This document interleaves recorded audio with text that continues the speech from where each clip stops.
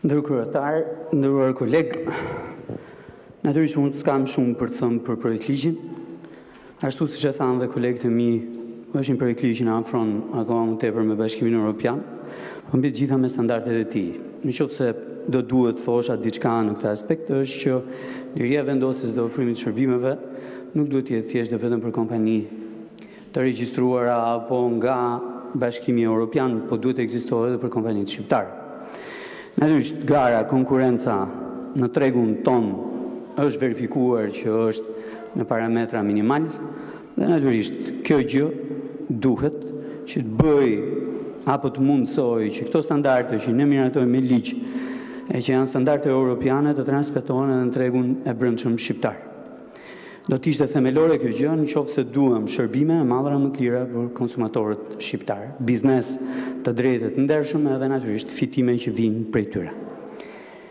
Ndërkohë, kur flasim për shërbimet dhe ekonominë në tërësi, patjetër që duhet i referohemi edhe dhe zhvillimeve që ndodhin muaj për muaj me tregjet dhe natyrisht edhe me sektorët brenda ekonomisë në mënyrë konkrete.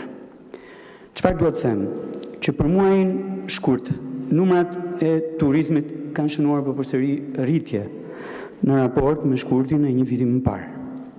9.7% është numri i turistëve plus që kanë hyrë në territorin e Republikës Shqipërisë, 10.6 janë rezident dhe 9.1 janë jo rezident. Pra 9.1% më shumë se sa shkurtin që shkoi. Po ashtu është rritur edhe numri i netëve të qëndrimit, për muajin shkurt, 5.3% plus për jo rezidentët dhe 2.7% plus për rezidentët.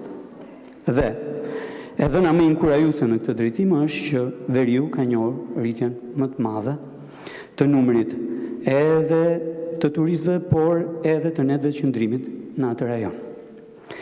Së dyti, eksportet sa i takon muajit mars shënuan edhe ato rritje. Po, rritje të ngushtë.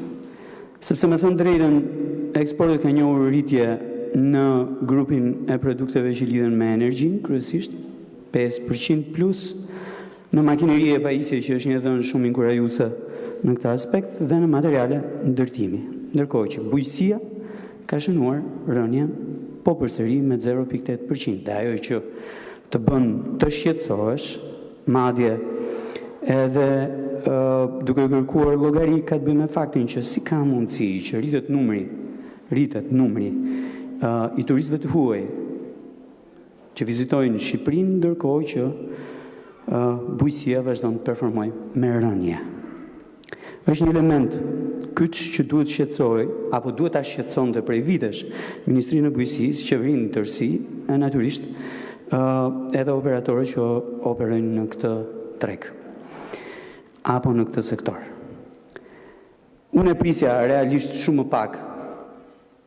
më tepër rënien e eksporteve bujqësore për shkak edhe të goditjes që morëm nga moti, po edhe për shkak të goditjes që po marrim kohë pas kohe sa i takon çmimeve të inputeve bujqësore. Por 0.8% është përsëri një shifër domethënëse në rënien e eksporteve e që duhet të shkund nga themelet të gjithë politikat tona bujqësore. Çfarë kam dëgjuar deri tani, nuk më bëjnë apo nuk më bindin se do të ndryshoj qasja. Dhe për gjithë ata që pyesin çfarë ofron ti, nuk ofroj asgjë më shumë se sa paketa fiskale dhe mbështetëse e vitit 2015. Inercia e së cilës e mbajti bujqësinë në parametra optimal deri 2 vite përpara.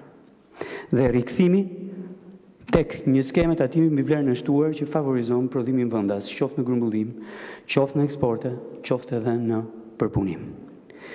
Për të shkuar më tutje, inflacioni për muajin mars shënoi një nivel prej plus 2.6% dhe natyrisht edhe këtu gjithsecili priste një shifër shumë më të lartë. Ajo që mua më shqetëson është që grupi i produkteve ushqimore ka shënuar apo ka kontributin domethënës në rritjen e inflacionit për muajin mars me 0.44% dhe patjetër produktet energjetike që kanë shënuar një rritje me një kontribut në inflacion me 0.95%. Të dyja reflektojnë element shumë të rëndësishëm që vlejnë për të diskutuar.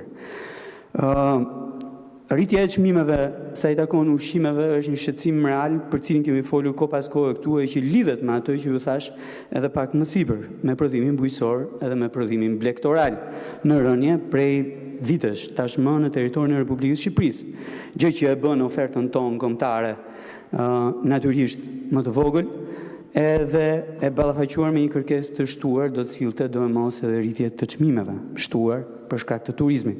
Në krahun tjetër, abuzimi skandaloz me çmimet e produkteve ushqimore, qoftë atyre të fabrikuara, qoftë edhe atyre të freskët që vijnë nga importi, si perime dhe si fruta, natyrisht do jepte një kontribut të tillë edhe do ndikonte në treguesin e inflacionit. Në krahun tjetër, tek produktet energjetike, nafta, gazi, edhe benzina janë ato që shkëlqejnë. Shikoni, dëgjova edhe pak më parë këtu që fajin në këtë vend e kanë tatimet edhe taksat. Por unë mendoj që duhet i referohemi konkretisht. Ky këtu është një publikim i sotëm i Wall Street Journal dhe i referohet çmimeve, naftës, pa taksa, taksave dhe në fund fare edhe marzhit fitimit që ndikon drejt në çmimin në pompë. Po ta shihni, natyrisht që Shtetet e Bashkuara të Amerikës kanë një tregues shumë të ulët të taksimit dhe një çmim që është edhe atje në rritje. Kanadaja gjithashtu, Filipinët po ashtu, Meksika gjithashtu. Raporti përmbyset kur vim në Europë. Britania e Madhe ka gjithmonë një çmim neto pa taksa shumë më të ulët se sa taksat, ndërkohë që nivelin e taksave e ka shumë më të lartë se sa Shqipëria. Franca ka një nivel të çmimit pa taksa më të ulët se sa vlera e taksave, që shkon mbi 60%, po ta shihni, ndërkohë që Franca gjatë gjithë muajit mars ka pasur një çmim më të ulët se sa çmimi ynë.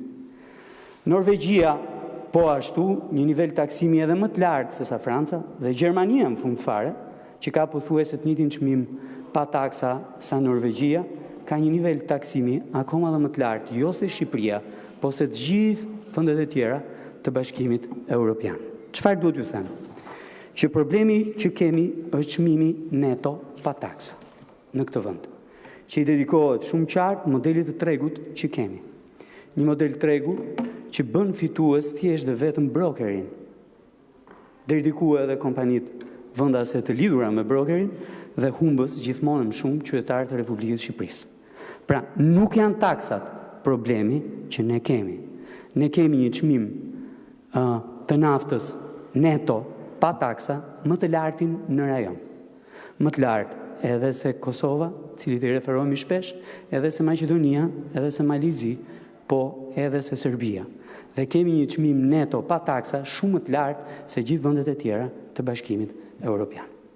Në rajon po doni, majtas, djathas, poshtë, lartë, ku të doni, po edhe këto vendet Bashkimit Evropian që ju referova pak më herët.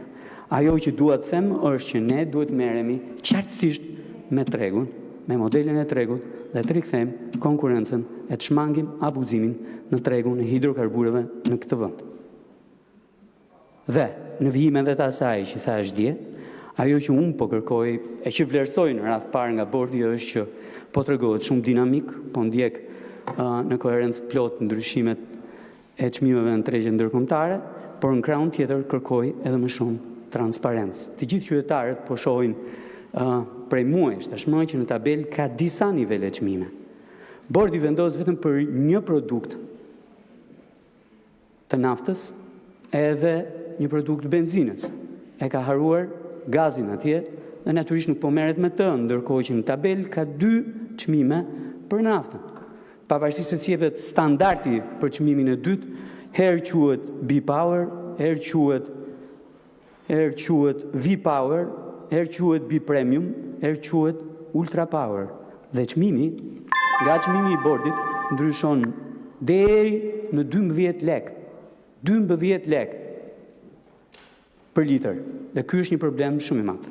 Dhe në fund fare, me që kam dëgjuar vazhdimisht që ajo që ne duhet bëjmë është të ulim tatimet edhe taksat, po ju sjell shembullin e Italisë, fqinje. Italia fqinje uli çmimin në pompë me 25 cent për litër. Një publikim i gjitha shoqatave të mbledhura bashkë të konsumatorëve në Itali, përfundoni ju lutem, nga Sky italian, sjell vëmendje pikërisht këtë gjë. Ulja teorike me dekret e akcizës në Itali ishte 25 cent për litër dhe vijon deri në 1 maj. Ulja efektive maksimale në pompë ishte vetëm 15 cent për litër. Dhe po flasim për Italinë, ku tregu funksionon normalisht dhe institucionet e mbikëqyrjes funksionojnë po në këtë masë. Asnjë lloj garancie nuk ka që nëse ne ulim taksat, çmimin në pompë, me këtë model tregu që ne kemi, do të reflektohet tek konsumatori. Ndaj do ju lutesha shumë që ta vini theksin atje ku narrativa po pengohet të shkojë. Tek modeli i tregut dhe mungesa e konkurrueshmërisë dhe abuzimit plot në tregun e hidrokarburave. Për taksat kemi kohë të flasim, vendosin qytetarët.